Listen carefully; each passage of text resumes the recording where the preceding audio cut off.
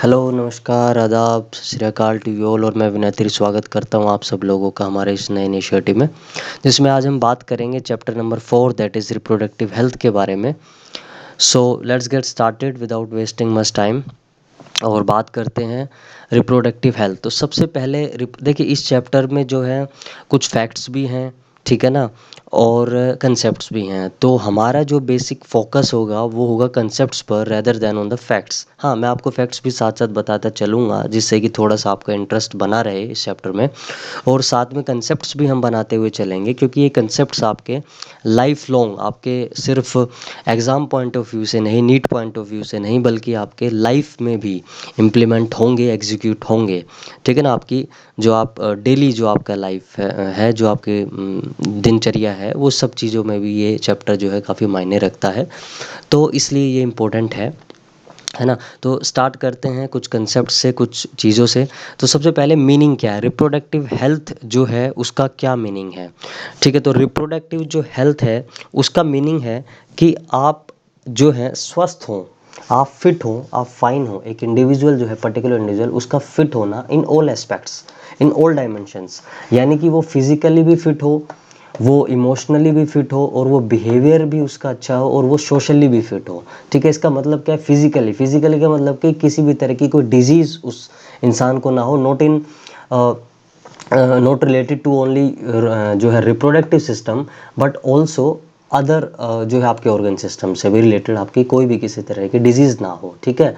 Emotional emotional means कहने का मतलब यही है कि देखिए, इंजर हुआ, एंगर, या फिर आप कह सकते हैं कि लाफिंग, ठीक है ना, स्माइलिंग, क्राइंग, ठीक है ना, ये सब चीज़ें जो फियर, फाइट, ये सब चीज़ें नॉर्मल इमोशंस हैं आपके, जो हर इंसान में होते हैं, और जिसमें जो एक फिट है इंडिविजुअल उसमें ये सब होते हुए। लेकिन कहाँ पर कौन सा इमोशन को इस्तेमाल करना, और इमोशनल कंट्रोल, है ना, इमोशंस का मैनेजमेंट, वो एक इम्पोर्टेंट पॉइंट ऑफ व्यू है। और जो इंडिविजुअल अच्छे से अपने इमोशंस को मैनेज कर लेता है, वही फिट इंडिविजुअल कंसिडर किया जाता है। तो इमोशनली भी you should be fit. Then behaviour आपका किसके साथ, किस एज ग्रुप के साथ आप बात कर रहे हैं, आपका बिहेवियर कैसा है, दैट एस्पेक्ट।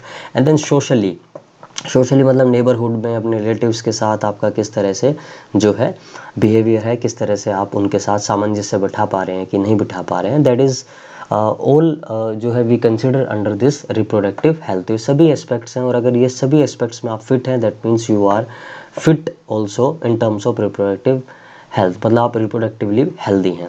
ओके, कौन कौन सी प्रॉब्लम्स हैं। देखिए, प्रॉब्लम्स के बारे में ज़्यादा विस्तार से नहीं बात करेंगे हम इस चैप्टर में, जैसे मैं आपको बता चुका हूँ, कंसेप्ट्स के बारे में ज़्यादा बात करेंगे।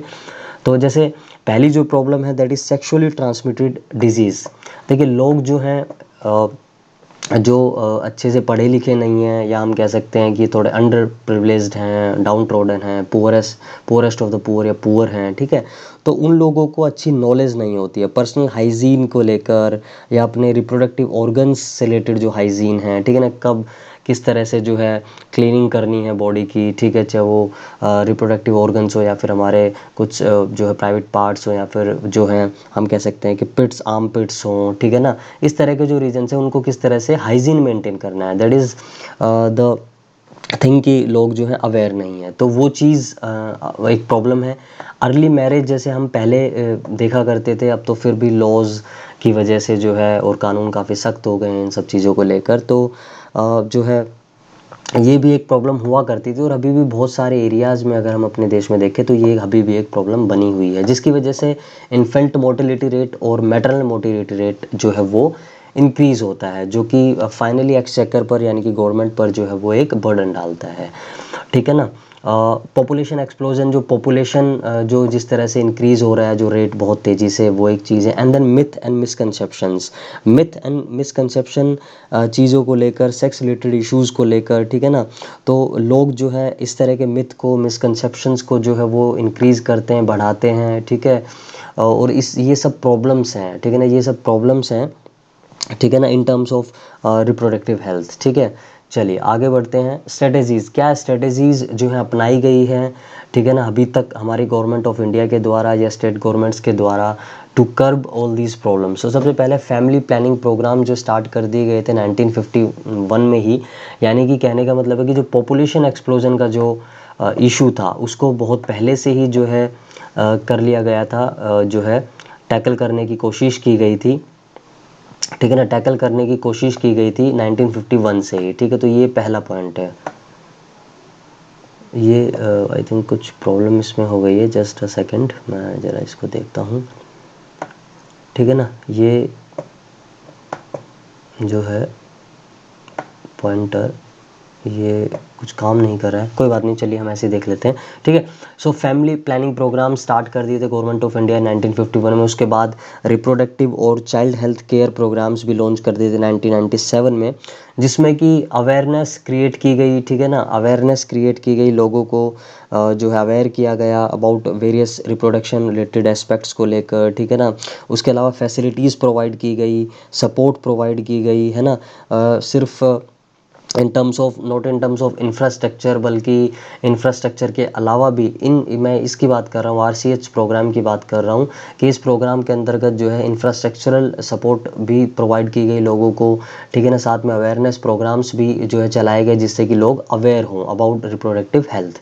After that awareness about reproduction related aspects, ठीक है ना, रिप्रोडक्शन रिलेटेड एस्पेक्ट्स के लिए जो है अलग अलग तरीके से जो है अवेयरनेस प्रोग्राम्स चलाए गए। इसके अलावा भी इस RCH प्रोग्राम के अलावा भी सेक्स एजुकेशन स्कूल में स्टार्ट की गई, वो भी इसी का एक स्ट्रेटेजी थी कि भाई बच्चों में ही, अगर देखिए अगर हम बच्चों में ही ये सब वैल्यूज़ इनकलकेट कर देंगे, इस तरह से नॉलेज उनको फीड कर देंगे उनके माइंड में, ब्रेन में, तो वो फिर सिर्फ खुद ही अच्छे इंडिविजुअल्स नहीं, बल्कि वो अपनी सोसाइटी में होने वाले सोशल एविल्स, या फिर हम कह सकते हैं उन लोगों को जो सोशल एविल्स को स्प्रेड कर रहे हैं, उनको भी वो कर सकते हैं वो बच्चे, ठीक है ना, बिकॉज दे आर एजुकेटेड, ठीक है।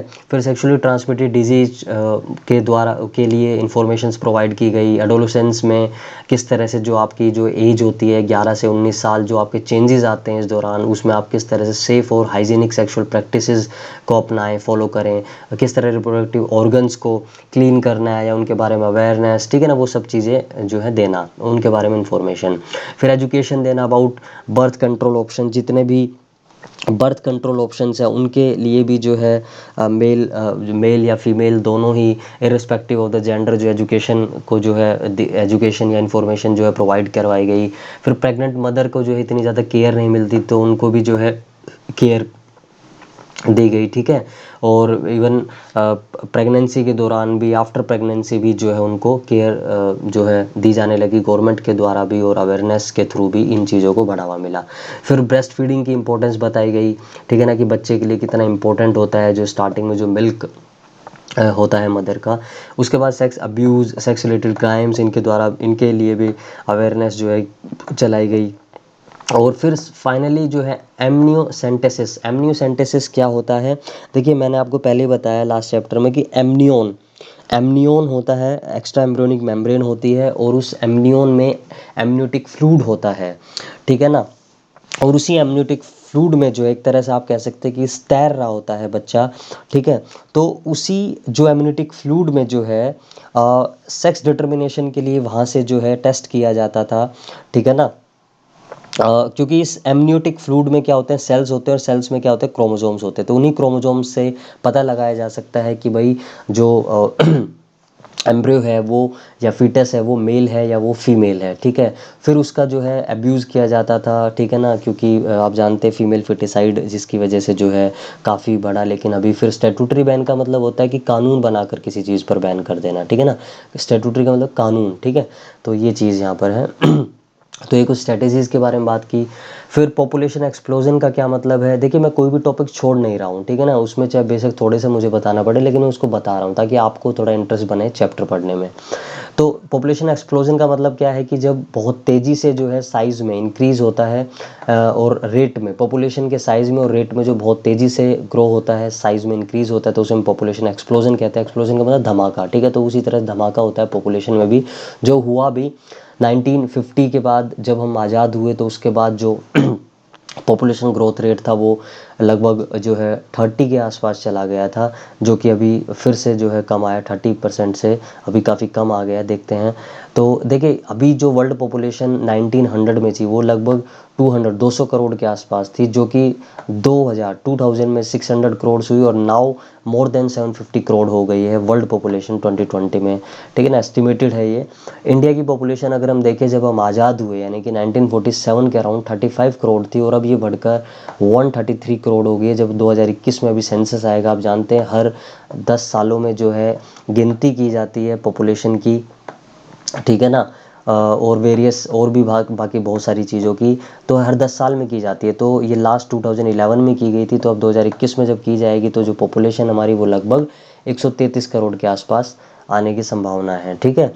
क्या रीज़न रहे हाई पॉपुलेशन ग्रोथ के, क्यों ये इतना जो है पॉपुलेशन एक्सप्लोजन हुआ? देखिए जो है सबसे पहले तो क्या हुआ, पहले टेक्नोलॉजी नहीं थी, तो पहले टेक्नोलॉजी नहीं थी तो क्या होने लगा कि डेथ रेट ज़्यादा थी। लेकिन उसके बाद में क्या हुआ, डिक्लाइन हुआ जो है डेथ रेट में। उसके बाद डिक्लाइन हुआ एमएमआर, मैटरनल मोर्टेलिटी रेशियो में। मैटरनल मोर्टेलिटी रेशियो क्या है उसके बारे में बताता हूँ। देखिए मैटरनल मोर्टेलिटी रेशियो का मतलब होता है कि हर जो है 1 लाख लाइव बर्थ पर 1 लाख जब बच्चे जन्म लेते हैं तो उन पर कितनी माएँ जो हैं या मदर जो हैं वो उनकी डेथ हो जाती है। तो that is maternal mortality ratio, ठीक है। और जो कि अगर मैं आपको बताऊं तो 1990 में ही मैं आपको बताऊंगा ये 556 के अराउंड था, और अभी 2016 का मैं आपको डेटा दे रहा हूँ, ये 130 के आसपास पहुंच गया। और इसके लिए मैं आपको बताता हूँ कि WHO वर्ल्ड हेल्थ ऑर्गेनाइजेशन ने भी इंडिया को शाबाशी दी कि आपने कितना बेहतरीन तरीके से काम किया कि आप 550 से ऊपर का जो एमएमआर था उसको आप 130 के अंडर ले आए हैं, ठीक है ना। अभी 2016 का तो 2020 में और भी ये कम आ गया होगा, ठीक है। और हमारा जो टारगेट है 2030 का, जो हमारा एमएमआर का टारगेट है वो कितना है, वो है 70, ठीक है ना। और ये टारगेट हमने सस्टेनेबल डेवलपमेंट गोल्स के अंडर, यानी कि एसडीजी के कुछ गोल्स हैं जो कि पूरे दुनिया के देश फॉलो करते हैं, एसडीजी यानी कि सस्टेनेबल डेवलपमेंट गोल्स को। तो उनमें से एक गोल है जिसमें हमने ये एमएमआर का भी गोल रखा हुआ है, जो हमने 2030 तक हम कह रहे हैं कि हम इसको 70 ले आएंगे, जो अभी 130 के आसपास है, ठीक है। फिर ये आईएमआर में जो डिक्लाइन हुआ यानी कि इन्फेंट मोर्टेलिटी रेट आप जानते ही हैं।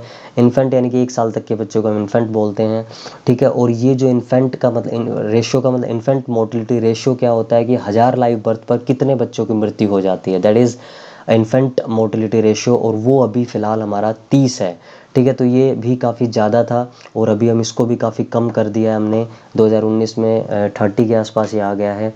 फिर उसके बाद रिप्रोडक्टिव एज में जो है पॉपुलेशन वो ज़्यादा आ गई, और 2011 के सेंसस की अगर हम बात करें तो हमारा डिकेडल ग्रोथ रेट लगभग 70.5% के आसपास है, ठीक है ना। अभी देखते हैं 2021 में आएगा जब इसमें कितनी वो उससे स्पीड से, वैसे 17.5 से कम ही होगा डेफिनेटली, ठीक है। आसपास ही होगा, मतलब 16 के आसपास, 15 और 16 के आसपास होना चाहिए ये, ठीक है। तो बाकी देखते हैं जब डेटा आएगा तो, ठीक है। तो ये जो है कुछ रीजंस थे हाई पॉपुलेशन। क्या क्या स्टेप्स अभी तक लिए गए हैं हमारी सरकारों के द्वारा ताकि जो है हम पॉपुलेशन ग्रोथ को कर्व कर सकें, कंट्रोल कर सकें, चेक कर सकें। तो पहला जो था वो ये था कि गर्ल्स की हमने जो एज बढ़ाकर वो 18 कर दी, और मैरिजेबल एज और बॉयज़ के लिए वो 21 कर दी। और फिर सरकार द्वारा कुछ इंसेंटिव्स भी दिए जाने लगे स्मॉल फैमिलीज़ के लिए, ठीक है। इंसेंटिव्स जो है वो अलग अलग उसमें हो सकते हैं, जैसे जॉब के केस में, या फिर मॉनेटरी जो है इंसेंटिव्स दिए जा सकते हैं, ठीक है ना। इंसेंटिव मतलब कुछ तरह के फ़ायदे, ठीक है ना, कि अगर आप ये करेंगे तो हम आपके लिए ये फ़ायदे देंगे, आपको ये गिफ्ट देंगे, या फिर आपको इस तरह प्रेज़ करेंगे, आपको प्राइज़ देंगे, इस तरह के इंसेंटिव्स, ठीक है। तो वो सब चीज़ें रही यहाँ पर। बर्थ कंट्रोल की अगर हम बात करें तो बर्थ कंट्रोल, अब यानी कि पॉपुलेशन कंट्रोल के लिए हमें क्या करना है, बर्थ कंट्रोल करना है। तो बर्थ कंट्रोल के लिए हमने जो है हमारे पास काफ़ी अलग अलग कॉन्ट्रासेप्टिव मेथड्स हैं जिनके बारे में आज हम बात करेंगे। लेकिन हमारी जो आइडियल कॉन्ट्रासेप्टिव वो कैसा होना चाहिए, सबसे पहले तो यूज़र फ्रेंडली होना चाहिए। यूज़र फ्रेंडली का मतलब ईजी टू यूज़, ठीक है ना। ईजिली अवेलेबल होना चाहिए, यानी कि ऐसा नहीं कि वो डिमांड ज़्यादा है सप्लाई कम है, या फिर बहुत रेयरली बड़ी सिटीज़ में मिलता है और विलेजेस में नहीं मिलता है, ठीक है, छोटी सिटीज़ में, टाउन्स में नहीं मिलता है, ऐसा नहीं होना चाहिए। ईजिली अवेलेबल होना चाहिए, इफ़ेक्टिव होना चाहिए, यानी कि काम अच्छे से करे, रिवर्सिबल होना चाहिए। रिवर्सिबल मतलब आप उसको यूज़ किया फिर आप उसको हटा सकें with no release side effect, और साइड इफ़ेक्ट जो हैं वो भी मिनिमम हो तो मिनिमम होने चाहिए, और सेक्सुअल ड्राइव या सेक्सुअल डिज़ायर के साथ जो है वो उसका कोई इंटरफेरेंस नहीं होना चाहिए, ठीक है। अगर आप मान लीजिए किसी तरह का ये यूज़ करते हैं कॉन्ट्रासेप्टिव, तो आपकी जो सेक्सुअल डिज़ायर है या सेक्सुअल ड्राइव है, ठीक है ना, वो कम नहीं होनी चाहिए, ठीक है। So that is a thing. तो कौन कौन से मेथड्स हैं? पहला जो मेथड है वो नेचुरल या ट्रेडिशनल मेथड है हमारे, जो नेचुरल हैं, फिर बैरियर मेथड्स हैं, फिर इंट्रा यूटेराइन डिवाइसेस हैं, फिर ओरल कॉन्ट्रासेप्टिव्स हैं, फिर इंजेक्शंस एंड इम्प्लांट्स हैं, एंड देन सर्जिकल मेथड्स है फाइनली, ठीक है। और ये तो लास्ट रिजोर्ट ही होता है एक तरह का सर्जिकल मेथड, उससे पहले तो ये 5 आ जाते हैं, ठीक है। तो एक एक के बारे में डिटेल से बात करते हैं, समझते हैं किस तरह से ये मेथड्स जो है वो काम में लिए जाते हैं, यूज़ किए जाते हैं। तो सबसे पहला जो नेचुरल मेथड है वो ट्रेडिशनल मेथड है, वो तो इस प्रिंसिपल पर काम करता है कि ओवम और स्पर्म की जो है मीटिंग जो होनी है, यानी कि दोनों का जो फ्यूज़न होना, उसको ही आपको, मीटिंग को ही आपको रोक देना है, अवॉइड कर देना है, ठीक है। तो इसमें आप एक यूज़ कर सकते हैं पीरियोडिक एब्स्टिनेंस को यूज़ कर सकते हैं। इसका मतलब क्या है कि जैसे मान लीजिए हम फॉर एग्ज़ाम्पल 1 तारीख से लेकर, क्योंकि हम मेंस्ट्रुएशन साइकिल अच्छे से पढ़ चुके हैं तो आपको पता होना चाहिए, पहले जो 5 दिन होते हैं मेंस्ट्रुअल फेज़ होते हैं, तो 1 तारीख से लेकर 5 तारीख तक मेंस्ट्रुअल फेज़ होना है, ठीक है।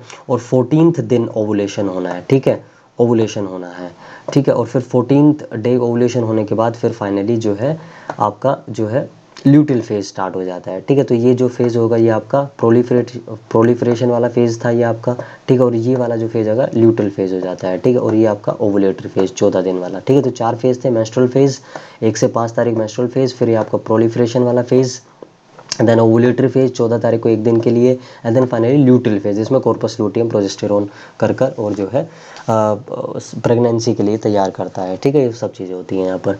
तो यहाँ पर अगर देखें आप तो ओवुलेशन है यहाँ पर, देखिए इन 5 दिनों में, ये 5 दिन तो कोपुलेशन के लिए या कोइटस के लिए, इंटरकोर्स के लिए होंगे ही नहीं, क्योंकि मेंस्ट्रुअल फ्लो हो रहा होगा, इन्फेक्शन के चांसेस हैं।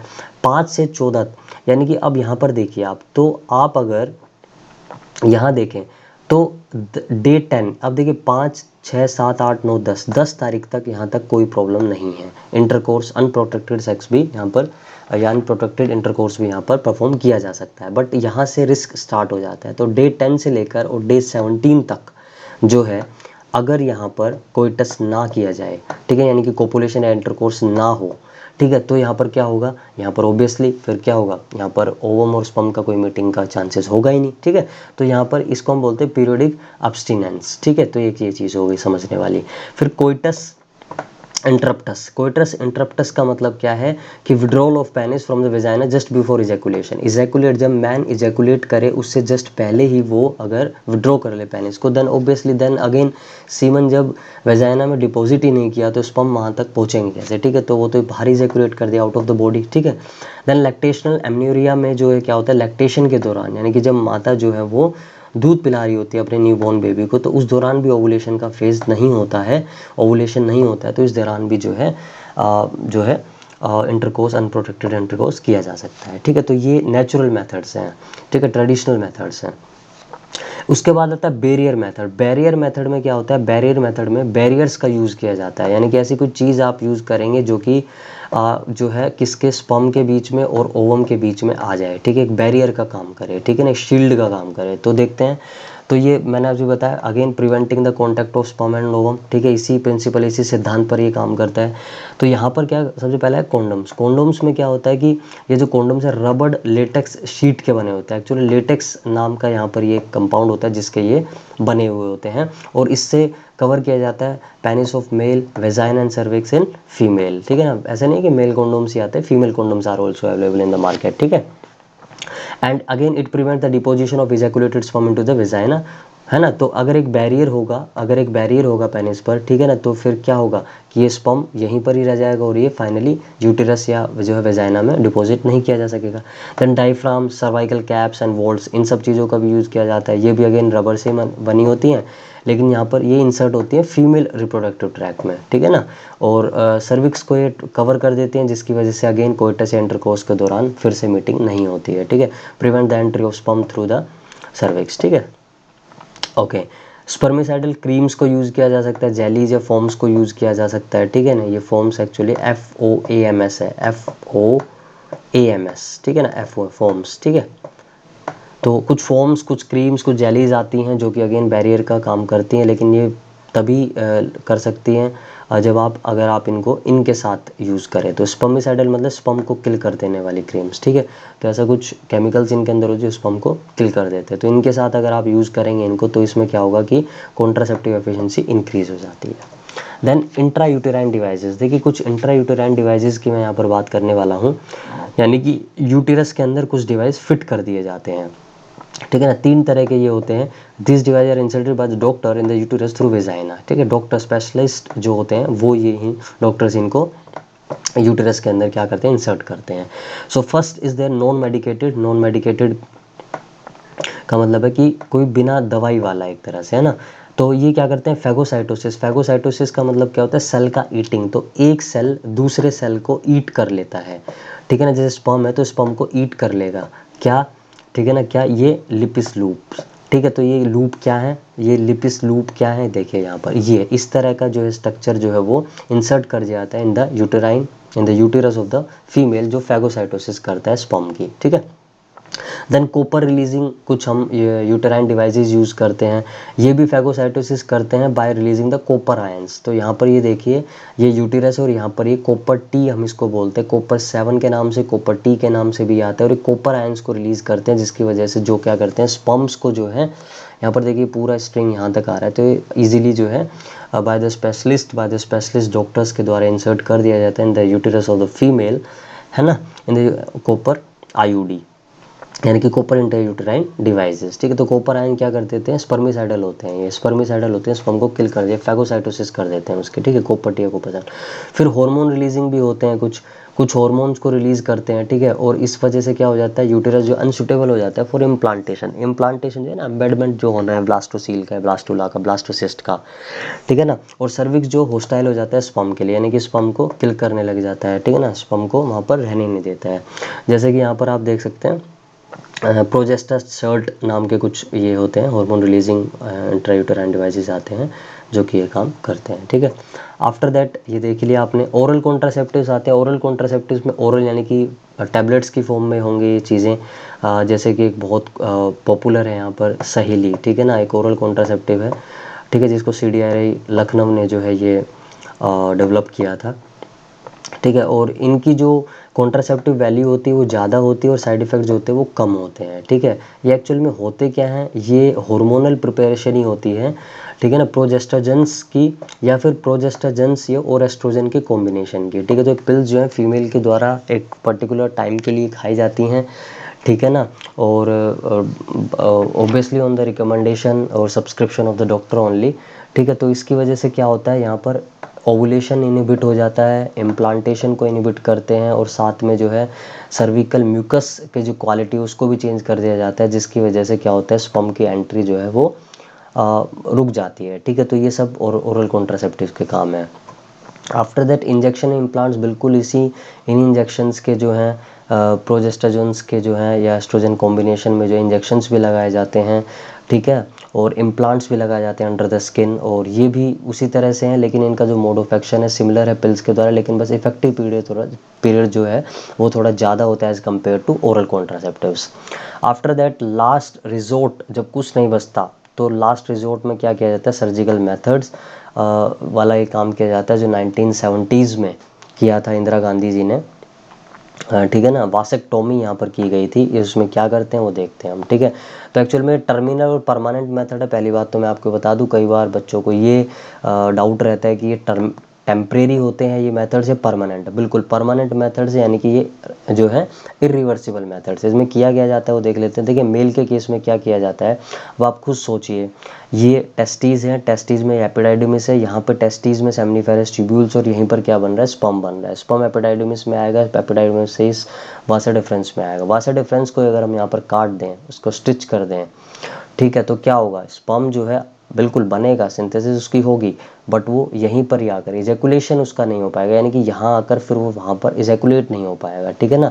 तो ये एक सर्जिकल मेथड होता है जो अगेन स्पेशलिस्ट डॉक्टर्स के द्वारा, सर्जन्स के द्वारा किया जाता है, ठीक है ना। स्क्रोटम जो होता है वहाँ से थोड़ा इंसिजन कर कर और ये जो है इनको काट कर इनको साइज कर दिया जाता है, ठीक है। और फीमेल्स के तो मेल्स के केस में वासेक्टोमी बोलते हैं, क्योंकि वासा डिफरेंसिया, ठीक है ना, वासा डिफरेंस को हम कट कर रहे हैं इसलिए वासेक्टोमी। और यहाँ पर ट्यूबकटोमी, क्योंकि हम यहाँ पर फेलोपियन ट्यूब्स को कट कर रहे हैं। देखिए एग एग यहाँ से रिलीज होगा, फिम्ब्रिए हैं यहाँ पर, ये फिम्ब्रिए के बाद ये infundibulum, ampulla, isthmus and finally यहाँ पर ये आना है यूटेरस में, है ना। और एम्प्यूला में ही तो फर्टिलाइजेशन होनी है, एम्प्यूला जो रीजन है वहीं पर ही तो फर्टिलाइजेशन होनी है। स्पर्म जो है यहाँ से चलकर ऐसे आकर यहीं इनमें आकर और फिर यहाँ पर आएगा, है ना। तो मान लीजिए यहाँ पर स्पर्म अगर रिलीज कर भी दिया जाए तो क्या प्रॉब्लम है, यहाँ पर ओवम तो आ ही नहीं सकता, या स्पर्म जो है वो आगे तो जा ही नहीं सकता। स्पर्म आगे जा ही नहीं सकता तो कोई प्रॉब्लम भी नहीं है, यहाँ पर स्पर्म जाएगा, कुछ दिन रहेगा और फिर स्पर्म जो है डिजेनरेट हो जाएंगे, दैट इज द केस। तो फेलोपियन ट्यूब्स यहाँ पर टाइड एंड कट, ठीक है। तो ये जो है एब्डोमेन से या वेजाइना के थ्रू यहाँ पर इनको इंसिजन यहाँ पर किया जा सकता है, ठीक है। ओके, सो यही बात बस यहाँ पर लिखी हुई है, दोनों जगह आप देख सकते हैं यहाँ पर, ठीक है। और इसके बाद देखते हैं medical termination of pregnancies. Medical termination of pregnancy का मतलब क्या, अगर कोई वुमन प्रेग्नेंट है और वो अपनी प्रेगनेंसी को टर्मिनेट करवा रही है, यानी कि जिसे हम जो है देसी भाषा में कहते हैं बच्चा गिराना, अबॉर्शन, है ना, एक तरह से, ठीक है। तो वो चीज़ें क्या हैं, ठीक है, उनके बारे में बात कर लेते हैं। देखिए इंटेंशनल और voluntary termination of pregnancy before full term, पूरी टर्म होने से पहले, यानी कि जो जेस्टेशन पीरियड है वो पूरा नहीं हुआ है अभी 280 दिन का, 9 मंथ्स का, उससे पहले ही अगर जो है टर्मिनेट करवाना चाहे, वॉलंटरी टर्मिनेशन, ठीक है ना, तो इसको लीगलाइज कर दिया था गवर्नमेंट ने 1971 में, लेकिन स्ट्रिक्ट कंडीशंस, लेकिन कुछ कंडीशंस के साथ, ठीक है ना। ऐसा नहीं कि इसका मिसयूज़ किया जाए, ठीक है ना। ओके, तो ये किन सिचुएशंस में जो है बोलता है कि गवर्नमेंट अलाउ करती है। तो देखिए सबसे पहले बोलता है failure of contraceptive use during coitus और रेप्स, ठीक है। तो बेसिकली अगर ये कंडीशन है, ठीक है, कि कॉन्ट्रासेप्टिव आपने यूज़ की थी लेकिन उसका फेल हो गया वो, क्योंकि 100% एफिशिएंसी तो किसी की भी नहीं होती ना, तो उस दौरान जो है आप जो है ये you can go for this termination, medical termination of pregnancy. और रेप के केस में भी जो है गवर्नमेंट ने यहाँ पर अलाउ किया हुआ है। When continued pregnancy is harmful और फेटल, ठीक है, जब माँ और बच्चा यानी कि मदर और न्यूबॉर्न बेबी दोनों के लिए जो प्रेगनेंसी है वो खतरनाक हो सकती है, जानलेवा हो सकती है, तो क्या होता है इस दौरान भी, इस केस में भी जो है मेडिकल टर्मिनेशन इज अलाउड, ठीक है, by the government of India and by the state governments, ठीक है। सो इट इज सेफ, ये सेफ होता है during the first trimester. First trimester का मतलब क्या है कि 12 वीक, शुरू के 12 वीक, यानी कि शुरू के 3 महीने, है ना, 4 से 12 होगा ना, एक महीने में 4 वीक, तो 4 से पहले 3 महीने तक ये सेफ होती है, उसके बाद ये अलाउड भी नहीं होती है और ये सेफ भी नहीं होती है। अब बात करेंगे नेक्स्ट कंसेप्ट के बारे में, that is sexually transmitted disease. Sexually transmitted disease के बारे में हम बात करते हैं। तो इन्फेक्शन और disease that transmitted sexual intercourse, sexual intercourse के द्वारा जो डिजीज जो है वो स्प्रेड होती हैं या जो ट्रांसमिट होती हैं, जो फैलती हैं, उन्हें हम बोलते हैं सेक्सुअली ट्रांसमिटेड डिजीज। इन्हीं डिजीज को हम वेनेरियल डिजीज भी बोलते हैं या रिप्रोडक्टिव ट्रैक्ट इन्फेक्शन भी बोलते हैं, ठीक है। जैसी कौन कौन सी डिजीज ऐसी हैं, गोनोरिया, ठीक है ना, सबसे पहले gonorrhoea, syphilis, genital herpes, trichomoniasis, hepatitis B, HIV, ये सब। जैसे गोनोरिया, गोनोरिया क्या है, एक बैक्टीरियल इन्फेक्शन है, एक एक्चुअल में बैक्टीरिया होता है निसीरिया गोनेरी, ठीक है ना। इस बैक्टीरियल इन्फेक्शन की वजह से जो है ये डिजीज़ हो जाती है, जिसमें फीमेल या मेल रिप्रोडक्टिव दोनों में ये होती है, मेल फीमेल में, और इन्फेक्शंस हो जाते हैं, ईचिंग वगैरह, और वो सब चीज़ें जो हैं यहाँ पर प्रॉब्लम्स देखने को मिलती हैं, ठीक है। साइफिलिस जो है वो भी एक बैक्टीरियल इन्फेक्शन ही, और यहाँ पर ट्रिपोनीमा पैलिडम जो है नाम का बैक्टीरिया जो है वो ये करता है साइफिलिस, और यहाँ पर भी वही सब चीज़ें, एब्डोमिनल पेन वगैरह वैसे ही कुछ चीज़ें यहाँ पर देखने को मिलती है, रिप्रोडक्टिव प्रॉब्लम्स। ट्राइकोमोनियासिस जो है ये एक प्रोटोजोआ के द्वारा की जाती है, दैट इज़ आपका ट्राइकोमोनास वेजाइनलिस के नाम से जाना जाता है, और ये जनरली जो फीमेल वेजाइना होता है वहाँ पर इन्फेक्शन करता है, और उसकी वजह से जो है जो वेजाइनल म्यूकस होता है या जो इजैकुलेशन होता है वहाँ पर जो स्मेल होती है, वहाँ पर ईचिंग उनको होती है फीमेल्स को, तो ये यहाँ पर प्रॉब्लम होती है। हेपेटाइटिस बी अगेन आप जानते हैं वायरल इन्फेक्शन है, दैट इज़ लीवर में इन्फेक्शन हो जाता है, एब्डोमिनल पेन और वो सब चीज़ें, फटीक और एपेटाइट, लॉस ऑफ एपेटाइट वगैरह कुछ प्रॉब्लम यहाँ पर देखें। HIV, you all are very well familiar with this term, human immunodeficiency virus, HIV, और इससे जो बीमारी होती है एड्स, एक्वायर्ड इम्यूनोडेफिशिएंसी सिंड्रोम, ठीक है ना। और ये आप जानते हैं इसके बारे में। ओके, तो सेक्सुअली ट्रांसमिटेड डिजीज़ जो है, अगर इन कॉमन हम बात करें तो इनके कुछ अर्ली सिम्टम्स होते हैं, जैसे itching, slight pain, genital region में स्वेलिंग, ठीक है। और कॉम्प्लिकेशंस क्या देखने को मिलती हैं इन क्रॉनिक एसटीडीज़ की वजह से, पेल्विक इन्फ्लेमेटरी डिजीजेस, ठीक है ना, जो आपका पेल्विक रीजन है वहाँ पर कुछ जो है इन्फ्लेमेटरी डिजीजेस, अबॉर्शन की प्रॉब्लम हो सकती है, स्टिल बर्थ की प्रॉब्लम हो सकती है, ठीक है ना, एक्टोपिक प्रेगनेंसीज, इसके बारे में आई थिंक मैंने बताया भी था कि जब जो डेवलपिंग जो एम्ब्रियो है वो कहाँ से, फेलोपियन ट्यूब से ही बाहर ना आए, यूटेरस में ना आए, क्योंकि यूटेरस में उसका इम्प्लांटेशन होना है एंडोमेट्रियम में, तो वो अगर जब फेलोपियन ट्यूब में ही रह जाता है तो हम उसको कहते हैं एक्टोपिक प्रेगनेंसी, जो कि काफ़ी खतरनाक हो सकती है फॉर द मदर। इनफर्टिलिटी, ये आप जानती है, जो कैपेबल ना होना, ठीक है ना, टू फर्टिलाइज एन एग। और cancer, you are very much familiar, ठीक है ना, जो एबनॉर्मल जो सेल ग्रोथ होती है, प्रोलिफरेशन होती है without cell death and without cell differentiation, that is cancer. So transmission की अगर हम बात करें हेपेटाइटिस बी और HIV की, वो आप जानते ही हैं पहले से ही कि जो है शेयरिंग ऑफ इंजेक्टेबल नीडल्स या सर्जिकल इंस्ट्रूमेंट जो कि इन्फेक्टेड पर्सन के यूज़ किए गए थे और फिर उनको दोबारा अगर यूज़ कर लिया जाए नॉर्मल पर्सन में, तो ये ट्रांसमिशन हो सकता है। फिर इन्फेक्टेड ब्लड का ट्रांसफ्यूशन, फिर मदर से फीटस में भी ट्रांसमिशन हो सकता है through placenta, HIV hepatitis B virus का।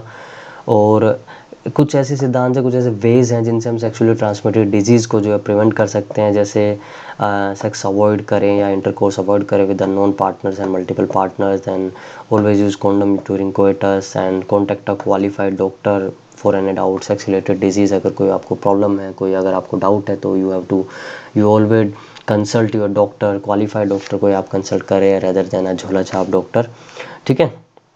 Okay, after that infertility, inability to produce children in spite of unprotected sexual cohabitation, तो ये अलग अलग प्रॉब्लम्स की वजह से हो सकता है। ये प्रॉब्लम मेल में भी हो सकती हैं, फीमेल्स में भी हो सकती है, लाइक मेल का स्पर्म काउंट कम हो सकता है, इरेक्शन की प्रॉब्लम हो सकती है, ठीक है ना, और जो है इरेक्टाइल डिसफंक्शन की प्रॉब्लम हो सकती है मेल में। इसके अलावा फीमेल्स में जैसे एग जो है कंसीव ना कर पाना, या फिर एग जो है डेवलप ना हो रहा हो, इस तरह की बहुत सारी प्रॉब्लम्स हो सकती हैं। तो इस केस में सब में जो है इनफर्टाइल हो जाते हैं, आइदर मेल और फीमेल या दोनों, जो भी हो सकता है। रीज़न जो है, जैसे मैंने आपको बताया, फिजिकल हो सकते हैं, कॉन्जेनिटल डिजीज़ हो सकती हैं, ड्रग्स हो सकते हैं, जैसे कोई ड्रग्स आप ले लें, ठीक है, इम्यूनोलॉजिकल प्रॉब्लम्स हो सकती हैं, ठीक है, ऑटोइम्यून डिजीज़ ऐसा कुछ, साइकोलॉजिकल प्रॉब्लम्स भी हो सकती हैं। इनफर्टिलिटी क्लिनिक्स आर देयर, जिसमें आप जा सकते हैं और इनसे ये सब जो आपके प्रॉब्लम्स हैं इनको आप जो है दूर कर सकते हैं, ठीक है। और इनफर्टाइल कपल्स को जो है असेस करने के लिए, उनकी मदद करने के लिए कुछ टेक्निक्स भी डेवलप की गई हैं बाय और साइंटिस्ट, जिनको हम असिस्टेड रिप्रोडक्टिव टेक्नोलॉजीज़ कहते हैं, आर्ट के नाम से इनको हम जनरली जानते हैं, जिनके बारे में हम डिटेल में बात करने वाले हैं। सबसे पहली जो आर्ट है वो है test tube baby programme. Test tube baby programme क्यों कहते हैं इसको, वो देखते हैं ज़रा। देखिए यहाँ पर क्या किया जाता है, डोनर जो है फीमेल से एग ले लिया जाता है, और फिर मेल से जो है क्या ले लिया जाता है, स्पर्म ले लिया जाता है, और फिर उनको जो है लैब के अंदर इन विट्रो का मतलब आउटसाइड द बॉडी, जब हम कोई काम करते हैं तो इन दोनों को जो फ्यूज़ कर दिया जाता है, ठीक है। इनको जाइगोट बनाया जाता है under the simulated condition in the laboratory. तो लेबोरेटरी हम जनरली टेस्ट ट्यूब का यूज़ करते हैं, तो इसलिए इनको हम क्या कह देते हैं, टेस्ट ट्यूब बेबी कह देते हैं। और फिर फाइनली जब इनका ये जाइगोट बन जाता है और फिर उसके बाद इसमें क्लीवेज स्टार्ट हो जाती है, तो जब 8 ब्लास्टोमियर तक अगर हम इसको ट्रांसफ़र कर देते हैं फीमेल बॉडी के अंदर, ठीक है ना, फीमेल बॉडी के अंदर उसकी फेलोपियन ट्यूब के अंदर हमें ये ट्रांसफ़र करना अगर है, क्योंकि अभी 8 ब्लास्टोमियर ही हुआ है, ठीक है ना। और आप ये पूरा प्रोसेस जानते हैं ब्लास्टोला मोरूला वाला किस तरह से होता है, तो फेलोपियन ट्यूब में ही होता है 8 ब्लास्टोमियर तक। तो इसलिए फेलोपियन ट्यूब में इसको ट्रांसफ़र कर देते हैं और इसको हम बोलते हैं जाइगोट इंट्राफेलोपियन ट्रांसफर, जिफ्ट के नाम से, ठीक है। लेकिन अगर एम्ब्रियो को हम 8 से ज़्यादा ब्लास्टोमियर में ट्रांसफ़र कर रहे हैं तो हम उसको यूटेरस में ही करेंगे, इंट्रा यूटेराइन ट्रांसफ़र इसको हम बोलते हैं, ठीक है। तो पहले हमने फ्यूज़न करवाया, जाइगोट बना, उसमें क्लीवेज हुई, 8 ब्लास्टोमियर तक अगर हमने कर दिया तो फेलोपियन ट्यूब में हम उसको ट्रांसफ़र कर देते हैं, और 8 से ज़्यादा अगर ब्लास्टोमियर हो चुके हैं और फिर हम उन्हें ट्रांसफ़र कर रहे हैं, तो फिर हम उसे किस में करेंगे, फिर हम उसमें यूटेरस में करेंगे और उसको इंट्रा यूटेराइन ट्रांसफ़र बोलेंगे, ठीक है। ओके, आफ्टर दैट जो ये इस टेक्निक के बाद टेस्ट ट्यूब बेबी जो प्रोग्राम के बाद जो दूसरा जो हमारे पास एक टेक्निक है वो इंट्रासाइटोप्लाज्मिक स्पर्म इंजेक्शन। इसमें क्या किया जाता है, इसमें भी वही चीज़ की जाती है, उसी तरह का एक प्रोसीजर है ये भी। इसमें भी वही चीज़ की जाती है कि एम्ब्रियो बनाया जाता है लेबोरेटरी में ही, ठीक है ना, by directly injecting the sperm into an ovum. Ovum के अंदर डायरेक्टली जो है स्पर्म को इंजेक्ट कर दिया जाता है, ठीक है, और एक एम्ब्रियो क्रिएट कर लिया जाता है लेबोरेटरी में। इसको हम इंट्रासाइटोप्लाज्मिक स्पर्म इंजेक्शन बोलते हैं, ठीक है। After that artificial insemination. Artificial insemination का मतलब समझिए, इंसेमिनेशन का मतलब क्या होता है कि depositing of the mail sperm into the vagina of female. तो इसको हम आर्टिफिशियली कर रहे हैं। आर्टिफिशियली कैसे कर रहे हैं, देखिए इस मेथड में जो स्पर्म है वो कलेक्ट कर लिया जाता है और फिर क्या कर लिया जाता है, उसको आर्टिफिशियली मतलब किसी इंस्ट्रूमेंट के सहायता से जो उसको इंट्रोड्यूस किया जाता है वेजाइना में या फिर यूटिरस में, और इसको हम क्या कहते हैं, इंट्रा यूटेराइन इंसेमिनेशन कहते हैं, ठीक है। तो यहाँ पर ये कब किया जाता है, ये तब किया जाता है जब मेल के अंदर जैसे कुछ प्रॉब्लम्स है, लाइक इरेक्टाइल डिसफंक्शन की प्रॉब्लम है, जैसे इरेक्शन में, पेनिस इरेक्शन में कुछ प्रॉब्लम है, ठीक है, या फिर स्पर्म काउंट है वो बहुत कम है ड्यूरिंग द एजैकुलेशन। तो इन सब केसेस में जो है फीमेल रिप्रोडक्टिव ट्रैक्ट में आर्टिफिशियल इंसेमिनेट कर दिया जाता है स्पर्म को। Okay, so this is all about this chapter number 4। मेरे हिसाब से ऐसी कोई भी चीज़ नहीं है जो हमने यहाँ पर छोड़ी हो, और डिटेल में आपसे बात करने की इस चैप्टर में कोशिश की है। और मैं एक बार फिर वही देख रहा हूँ कि मैंने कोई टॉपिक छोड़ा तो नहीं आपके इसमें, ठीक है। और मेरे हिसाब से कोई भी टॉपिक मैंने नहीं छोड़ा है, ठीक है ना, बिल्कुल नहीं। एक चीज़ यहाँ पर रह गई है, I am sorry for that. Test tube baby programme के बाद जो है एक और यहाँ पर चीज़ है, gamete intra fallopian transfer. Gamete intra fallopian transfer का क्या मतलब है कि यहाँ पर ओवम जो है वो कलेक्ट कर लिया जाता है डोनर से, ठीक है। ट्रांसफ़र ओवम को कलेक्ट कर लिया जाता है एक डोनर फीमेल से, और फिर उसको ट्रांसफ़र कर दिया जाता है दूसरी दूसरी अनदर फीमेल के फैलोपियन ट्यूब में, जो कि जो है ओवम प्रोड्यूस्ड है। कि कुछ, जैसे मैंने आपको स्टार्टिंग में बताया था कि कुछ ऐसी भी फीमेल्स होती हैं जो ओवम यानी कि एग प्रोड्यूस नहीं कर पाती उनकी ओवरी। तो उनके केस में क्या किया जाएगा, उनके केस में ये किया जाएगा कि ये मान लीजिए एक ए फीमेल है, और इस ए फीमेल से क्या कर लिया जाता है, इसका एग जो है वो ले लिया जाता है, डोनर फीमेल से इनका एग जो है वो ले लिया जाता है, और इस एग को जो है ट्रांसफ़र कर दिया जाता है इस बी फीमेल में, जो अपना खुद से नेचुरली जो है ओवम या एग जो है वो प्रोड्यूस नहीं कर पाती है। इनकी ओवरी में कुछ प्रॉब्लम्स हो सकते हैं जिसकी वजह से, तो इनकी फैलोपियन ट्यूब में याद रखिएगा, फैलोपियन ट्यूब में इस ओवम को ट्रांसफ़र कर दिया जाता है, ठीक है ना। और फिर जो है आप जानते हैं कि जब कोइटस या इंटरकोर्स होगा तो फिर इस एग का जो है फर्टिलाइजेशन हो जाएगा, और आगे का प्रोसेस सेम हो ही सकता है, बिल्कुल, ठीक है। तो एक ये चीज़ बस यहाँ पर रह गई थी, अदरवाइज़ मैंने आपको बताया। तो पहली जो 8 की टेक्निक थी वो टेस्ट ट्यूब बेबी प्रोग्राम थी, फिर उसके बाद गैमेट इंट्रा फैलोपियन ट्रांसफ़र यानी कि गिफ्ट, तीसरी इंट्रा साइटोप्लाज्मिक स्पर्म इंजेक्शन, ठीक है, और चौथी जो थी आर्टिफिशियल इंसेमिनेशन। तो अलग अलग प्रॉब्लम्स में अलग अलग टेक्निक का यूज़ यहाँ पर किया जाता है। तो दैट्स ऑल फॉर टुडे। और आप रेफ़र कर सकते हैं, एनसीईआरटी रेफ़र कर सकते हैं, एग्ज़ाम आइडिया रेफ़र कर सकते हैं, जो भी आपको बुक अच्छी लगे आप वो रेफ़र कर सकते हैं। Exam idea and NCERT is one of the same thing, there is no difference between these two books. बल्कि मैं कहूँगा कि अब जितना प्लानिंग से, जितना अच्छे से जो है एग्ज़ाम आइडिया में जो एक्सप्लेन की गई हैं चीज़ें, और जिस सिस्टमेटिक वे में जो सिस्टम जो उन्होंने बनाया है, जो प्रेजेंटेशन का जो तरीका है वो बहुत बेहतरीन है, बहुत अच्छा है। तो आप उसको फॉलो कर सकते हैं बिल्कुल। एनसीईआरटी अगर आपके पास है तो कोई प्रॉब्लम ही नहीं है। एनसीईआरटी और इन सब बुक्स का ही जो है ये पूरा एक तरह से निचोड़ है हमारे पास, हमारी ये स्लाइड्स। तो आप इनमें रेफ़र कर सकते हैं और आप जो है अपनी तैयारी आराम से कर सकते हैं। तो मेरे हिसाब से आज के लिए इतना काफ़ी है, काफ़ी लंबी वीडियो हो गई है। So thank you very much.